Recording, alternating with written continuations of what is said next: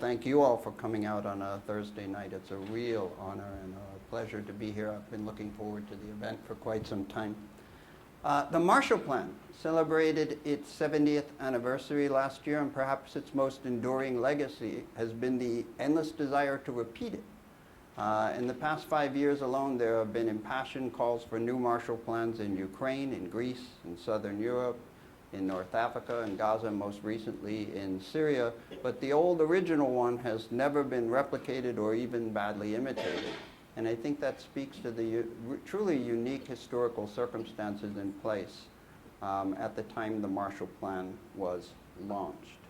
In 1948, the United States dominated the globe economically and militarily like never before and never since. The United States accounted for more than half the world's manufacturing output, and of course we had sole possession of nuclear weapons.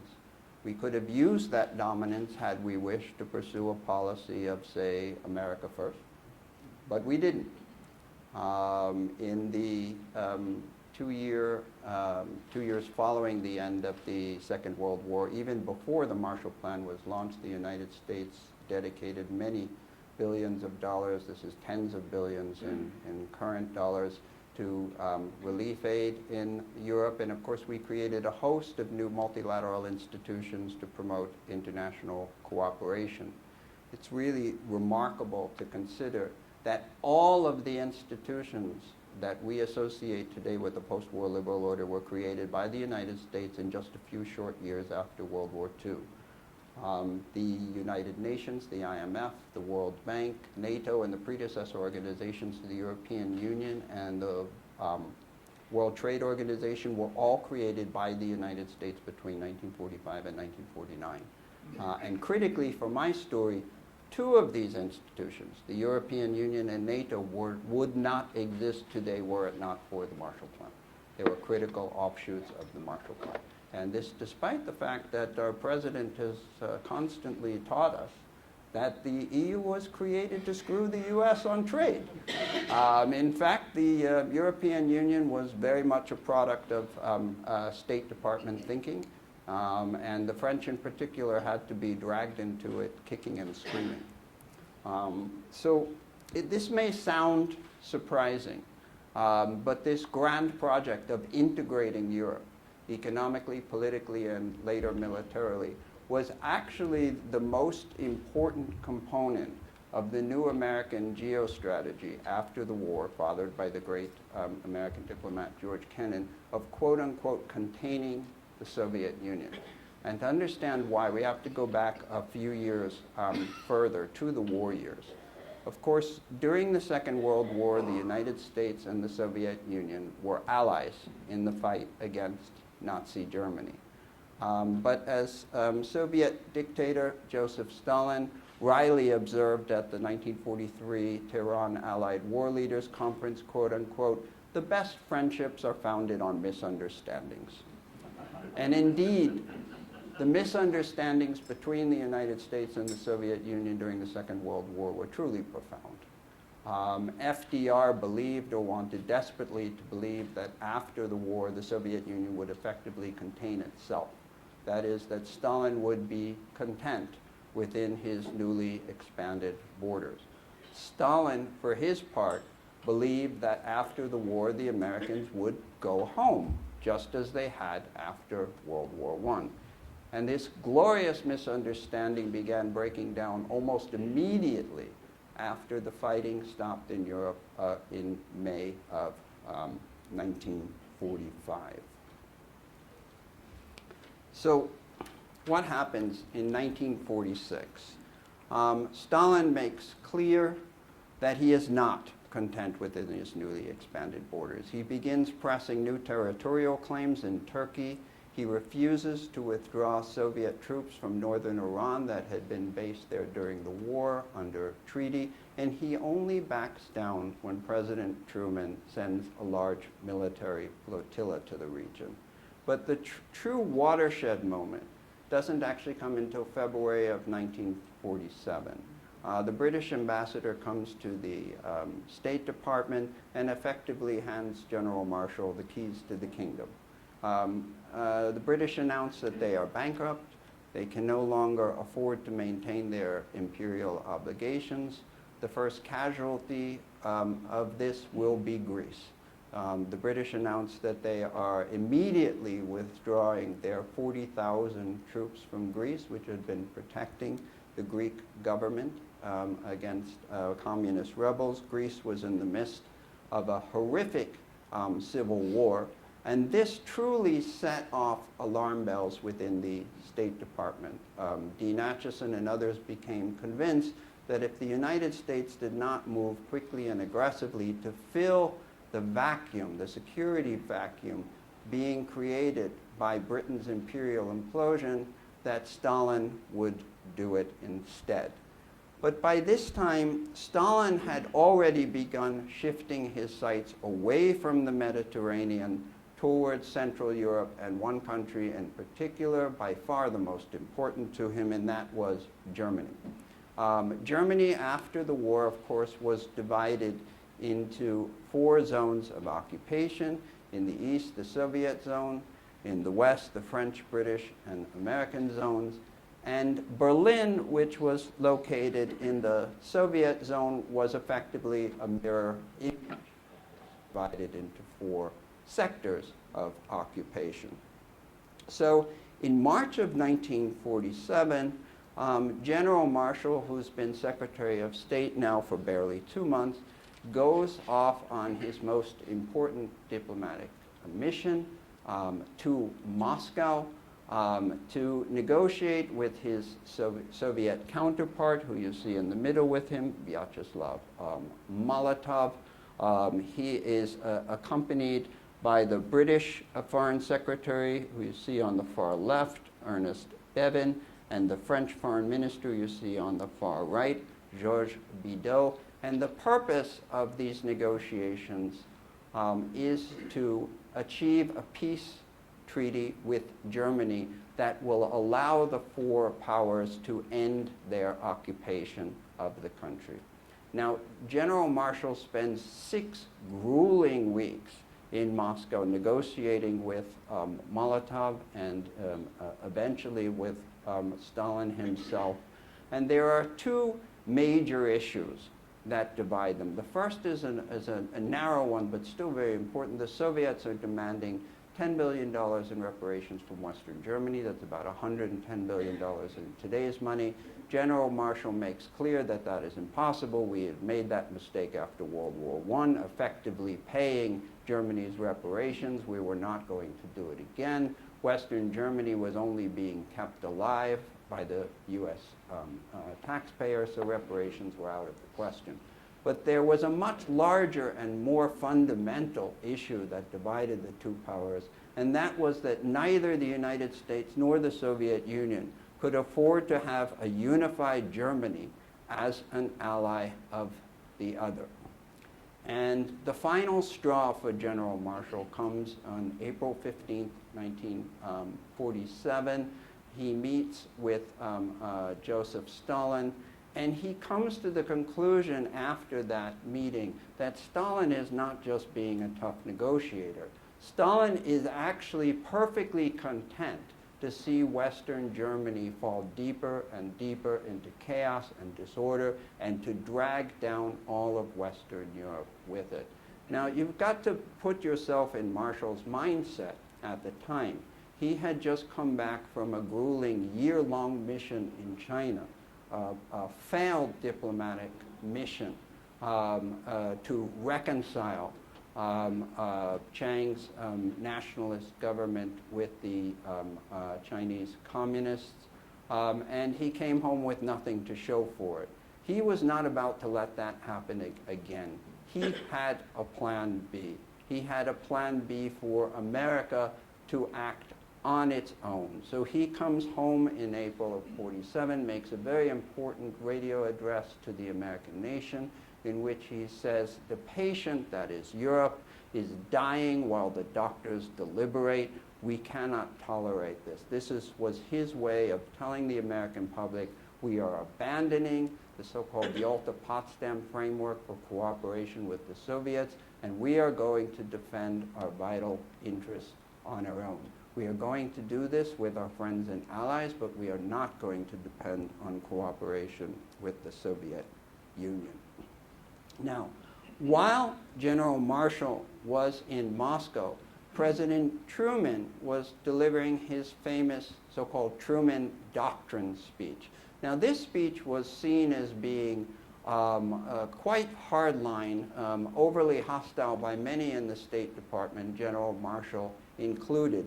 But it's actually important to recognize that Truman's speech does actually foreshadow some very important components of the Marshall Plan. In particular, he pledges to assist countries facing, quote unquote, aggressive movements that seek to impose upon them totalitarian regimes. He is, of course, referring to the Soviet Union. But secondly, he stresses that it is, quote unquote, economic and financial aid, not military assistance, but economic and financial aid that is essential to economic stabilization and orderly political processes. So to understand where these ideas come from, again, go back to May of 1945. There are 3 million troops in Europe at the end of the fighting in Europe. President Truman has been president for all of a few weeks. He has no intention of abandoning the foreign policy architecture handed down to him from FDR. He begins withdrawing these troops immediately. By 1946, as I explained, the American military establishment realizes that it has a huge problem on its hand. It had to send a large military flotilla to the Mediterranean, but that's not going to be sufficient in Europe. How does the United States protect its vital economic and security interests in the most important part of the world, Western Europe, without having to rely on military force? Now, we all know, of course, that the best policy ideas normally come from economists. But in this particular case, this very rare historical case, the ideas that led to the Marshall Plan, which is perhaps the most successful diplomatic initiative in history, actually began in the military establishment of the United States. People like Secretary of War Henry Stimson, Army Secretary Kenneth Royal, Navy Secretary, later Defense Secretary Jim Forrestal, who argued before Congress. Remember, Jim Forrestal is no kumbaya, let's spread the love and foreign aid type. He is a hawk's hawk. He tells Congress that this aid, this Marshall aid, will be, and I quote, far less expensive than standing isolated and alone in an unfriendly world. The underlying philosophy behind what becomes the Marshall Plan is that the United States needed to create a network, first in Europe, and then we would take this idea to the Asia Pacific, a network of strong, independent allies. That is, not colonies like the Europeans had created, not vassals, not tributaries, but strong, independent allies that could defend their own interests, not just their external borders, but could defend the integrity of their political systems against foreign subversion. And these allies would share our fundamental foreign policy interests, would align the most critical components of their foreign policy with ours, not just over a few years, but over generations. It's hard for us to put ourselves in that mindset today, but this was a long-term bipartisan plan. In fact, one of the most remarkable statements I saw about the Marshall Plan came from a Republican Senator, Henry Cabot Lodge, in October of 1947. In a letter he wrote that eventually made its way up to General Marshall, he said, the recovery of Western Europe is a 25 to 50 year proposition. And the aid which we extend today and over the next 3 years will in the long future result in our having strong friends abroad, and how right he was. So this was the basic idea behind the Marshall Plan. Who were the architects of the Marshall Plan? First, George Kennan, who you see second from the right. The Marshall Plan was really the first major component of his new geostrategy of containing the Soviet Union. So Kennan really is the geostrategic architect of the Marshall Plan. A man who tragically is largely forgotten today. On the right, Will Clayton, Undersecretary of State for Economic Affairs. Clayton, in my view, should be considered both the father of the European Union and the World Trade Organization. Absolutely remarkable figure. And it's Clayton who made the integration of Europe economically and politically into the centerpiece of what became the Marshall Plan. A third individual I'd mentioned was not even part of the State Department. In fact, he had rather difficult relations with General Marshall. General Lucius Clay, who you see on the right, the military governor in Germany. Clay deserves enormous credit, in my review, for reversing 180 degrees the disastrous U.S. occupation policy in Germany put in place in 1944, the so-called Morgenthau Plan to dismember and deindustrialize Germany. Nobody understood better than Clay and made his voice known that the Morgenthau Plan had become a humanitarian, moral, and geostrategic disaster for the United States, and that Stalin was taking advantage of this horrific mistake. So Clay deserves enormous credit for reversing this policy. On the right, you will see Republican Senator, Chairman of the Senate Foreign Relations Committee, Arthur Vandenberg, one-time isolationist. President Truman, of course, was faced with a hostile Republican Congress that was in no mood for a new massive foreign aid scheme. Without Arthur Vandenberg, who sacrificed his political ambitions to push through the Marshall Plan, there is no Marshall legislation. It would have remained just that, a plan. And in fact, General Marshall himself said that the European Recovery Program, he never called it the Marshall Plan, should have had Senator Vandenberg's name attached to it. He was indeed critical. As for General Marshall himself, General Marshall is not so much an architect of the Marshall Plan in terms of building the details, but he is a master synthesizer and salesman. There is truly no way that this could have ever become policy in the United States without General Marshall. One little story that I think will help you understand this from President Truman's perspective. A few weeks after Marshall's iconic speech at Harvard in June of '47, the president's top political advisor, Clark Clifford, comes to him and says, you know, I think this thing that General Marshall's introduced, this has legs. We should call it the Truman Plan. And President Truman, in his inimitable combination of personal modesty and political wisdom, said, don't be ridiculous. He said, anything bearing my name going before Congress will twitch a few times, go belly up, and die.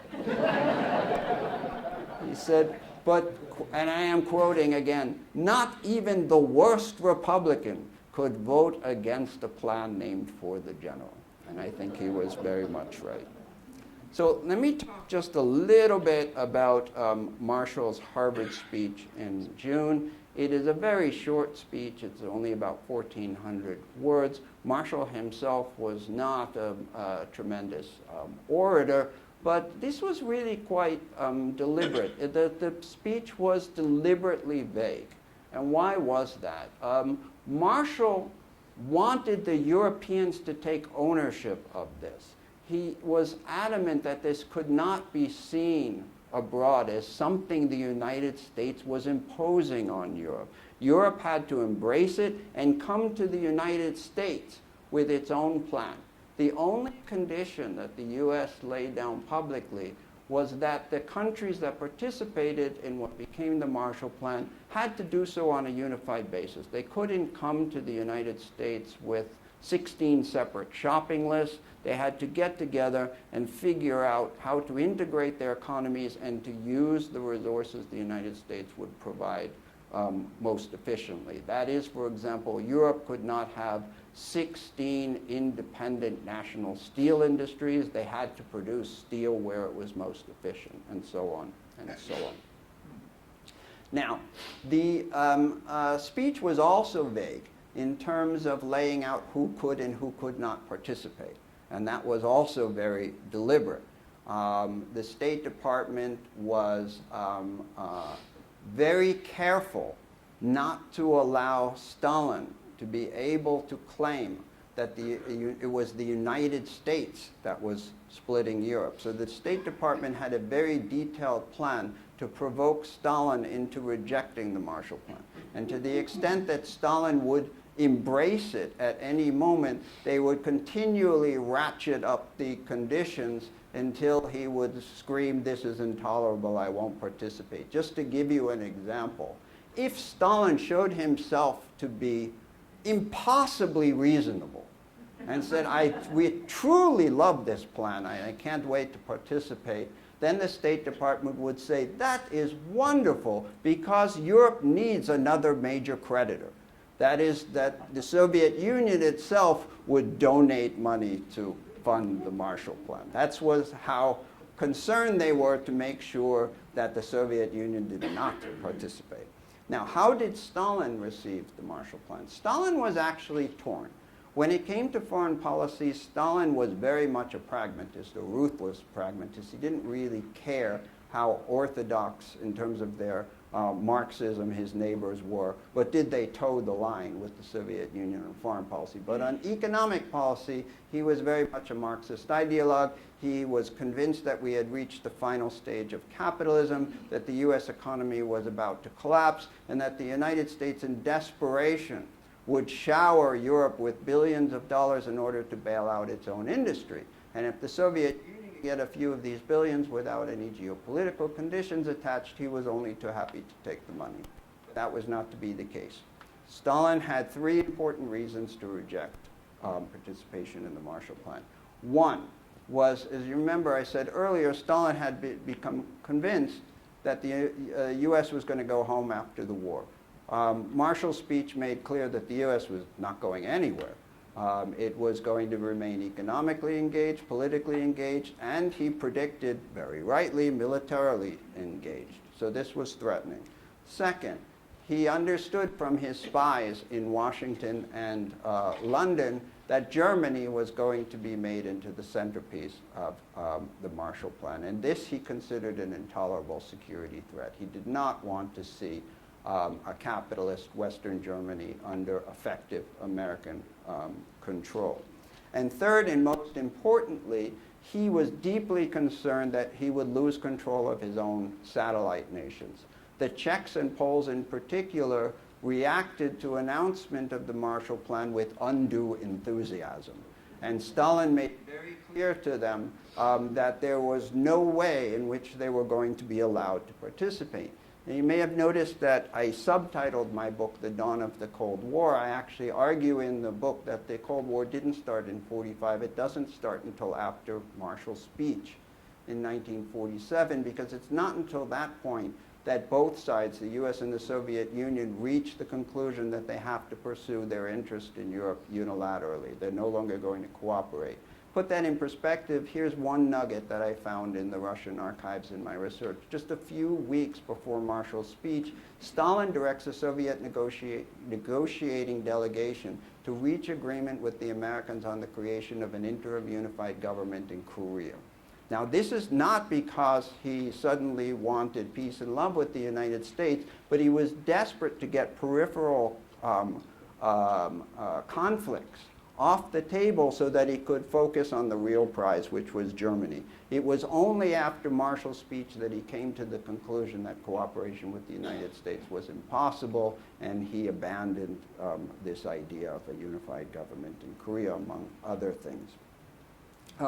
The Marshall Plan truly changed the political map of Europe. If you look at the political map of Europe in 1943, you see it's really a geographic jumble of alliances. But after the Marshall Plan, You see the political map of Europe in 1949. We get the familiar Cold War map that we all know today. To the east, the Soviet Union and its satellites, and to the west, of course, the Marshall States. After Marshall's speech, Stalin begins cracking down on all the coalition governments in Central and Eastern Europe. We forget today, but there were coalition governments of sorts in Central and Eastern Europe. In Poland, in Romania, in Bulgaria, in Hungary, and most importantly in Czechoslovakia. In Czechoslovakia, you had a legitimate coalition government with 2/3 small d Democrats, 1/3 communists. So Stalin comes to the conclusion that these coalition governments can no longer be tolerated. In February of 1948, he provokes a communist coup in Czechoslovakia to kick the Democrats out of the government. George Kennan had in fact predicted this coup 4 months earlier and controversially advised that the United States do nothing. General Marshall accepted this. This was a realist understanding that there was little that the United States could do militarily to stop this, and therefore, tragically, we would have to write off Czechoslovakia to the Eastern Bloc. But this coup had a galvanizing effect on the U.S. Congress. Republicans who had previously opposed the idea of a Marshall Plan now came on board, realizing that if the United States did not take firm, effective action immediately, that Stalin was going to repeat this tactic further and further to the west. Critical Italian elections were coming up in April, so it was considered enormously important to pass this legislation before those elections to signal to the Italians that this was real, and the Italians were told very clearly that there were to be no communists in the government if they wanted to have this economic aid, and it was extremely successful in that regard. I would point out that they had just a little help from the newly created CIA. The Italian elections were the CIA's first major covert action, and they gave themselves lots of ribbons for what they achieved. Now, what does Stalin do after the Marshall Aid legislation is passed? He immediately begins cracking down on Germany. He institutes a blockade of Berlin. The United States, of course, counters this with a massive heroic airlift. We also, although this is largely forgotten today, we instituted our own counter-blockade that had a devastating impact on Eastern Germany and the Soviet bloc. The Soviets had not reckoned with the economic damage that it would do. In May of 1949, Stalin ends the blockade almost simultaneously with this, as if to reinforce the extent of the American victory. The United States and its allies create a new independent West German state, the Federal Republic of Germany. In September of 1949, Konrad Adenauer is elected the first chancellor of the new Federal Republic of Germany. The next month, October, Stalin creates his own Germany, East Germany, the German Democratic Republic, and at this point, the borders of the Cold War conflict in Europe are effectively frozen for 40 years. I think this is a good time just to step back for a few minutes and talk a little bit about the economics of the Marshall Plan, what it was, what it did, what it didn't do. First of all, how much money was involved? It was $13.2 billion over 4 years. That was equivalent to 2.6% of recipient country output, 1.1% of U.S. output. Now, to put that in a contemporary perspective, if we were to launch a Marshall Plan today of equivalent size as a percentage of our output, we are talking about $800 billion. When you add on military aid above and beyond, we are approaching $1 trillion. So this is a major commitment. To put this in the context of the economic situation at the time, the U.S. GDP growth rate in 1946 was negative 11.5%. That's a massive recession caused by the collapse in government spending after the Second World War. So this was truly a major commitment. What were the results? Well, economic output soared in the recipient countries over the next 4 years between 1948 and 1952 by 60% on average.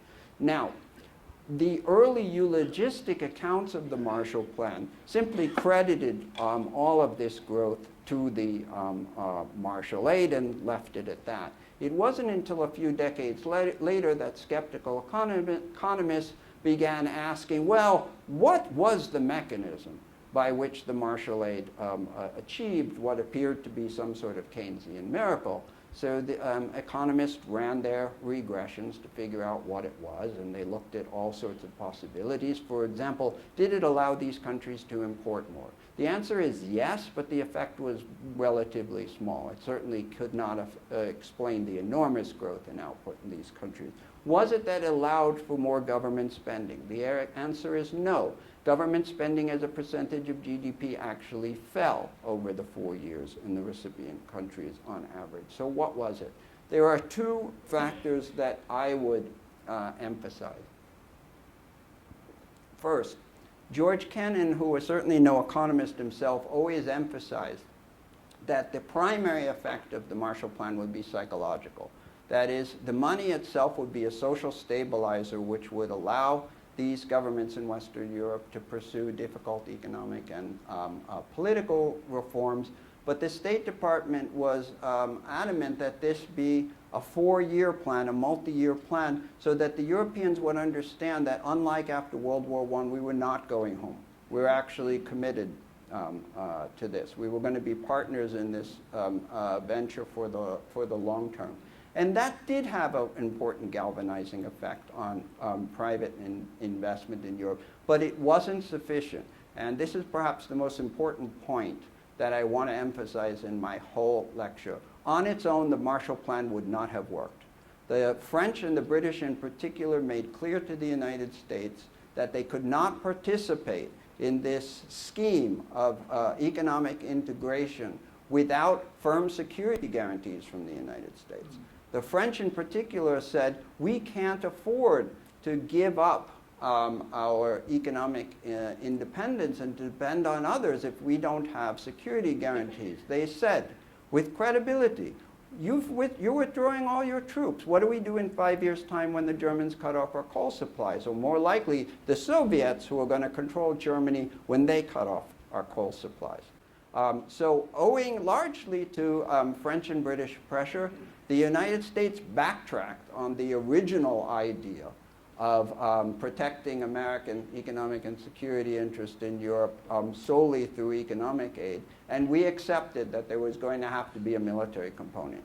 So a year and a day after the Marshall Aid legislation, the NATO Founding Act legislation was passed. And I argue in the book that without NATO, the Marshall Plan would never have worked. Again, to put this in a contemporary context, consider Iraq and Afghanistan. We have already spent $210 billion on reconstruction aid alone in Iraq and Afghanistan. We have nothing to show for it geopolitically. Put that money in perspective. $210 billion is over 50% more than the totality of Marshall Aid in current dollars. So it is not as if we have not tried to use economic aid as a geopolitical tool. But what was different about the Marshall Plan? In the case of the Marshall Plan, we were able to provide effective internal and external security to the recipient countries. In the case of Iraq and Afghanistan, we signally failed to provide that internal and external security. And I argue that without that security, economic rehabilitation is impossible.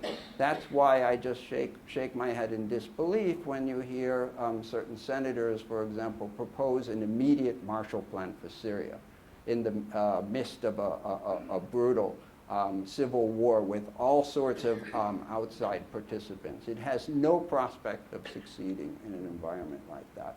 The second factor that was absolutely critical in the success of the Marshall Plan, I alluded to it earlier, was the reversal of American occupation policy in Germany. The quick industrial revitalization of Germany was absolutely crucial to the recovery of the other European countries. A lot of revisionist American historians basically take the Soviet line that the Marshall Plan was just a boondoggle for American exporters.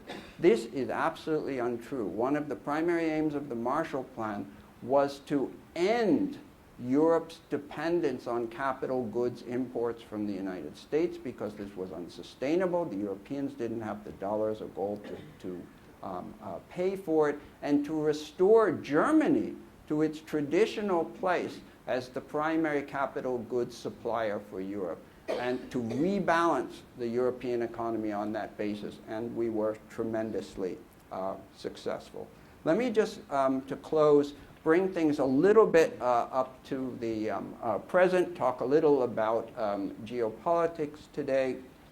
Now, historically, political upheaval in Germany has had reverberations throughout Europe, and 1989 was no exception.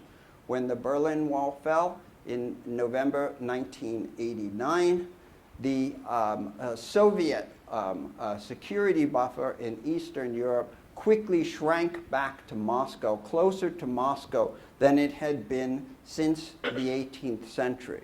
At the same time, the alliances that the United States had created as part of the Marshall Plan, that is NATO and the European Union, were more popular than ever. The newly liberated countries of Central and Eastern Europe were clamoring to get in.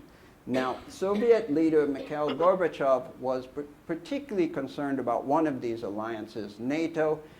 He begged the United States not to pursue eastward expansion of NATO. He argued that this would severely undermine his political reforms in the country by fueling nationalist sentiment against the United States and the West. Bill Clinton inherited this question, what to do about NATO. And there were really two coherent directions in which the United States could have gone at the time. One was advocated by George Kennan, who is now in his 90s and still commenting on foreign affairs. And Kennan argued, don't even consider eastward expansion of NATO. He says, this is what we fought the Cold War for, to get to this point where Russia would abandon this highly destructive ideology. We've won the Cold War. Now let us see if we can come to a common understanding with Russia about what independence and sovereignty will mean in their neighboring countries in Central and Eastern Europe.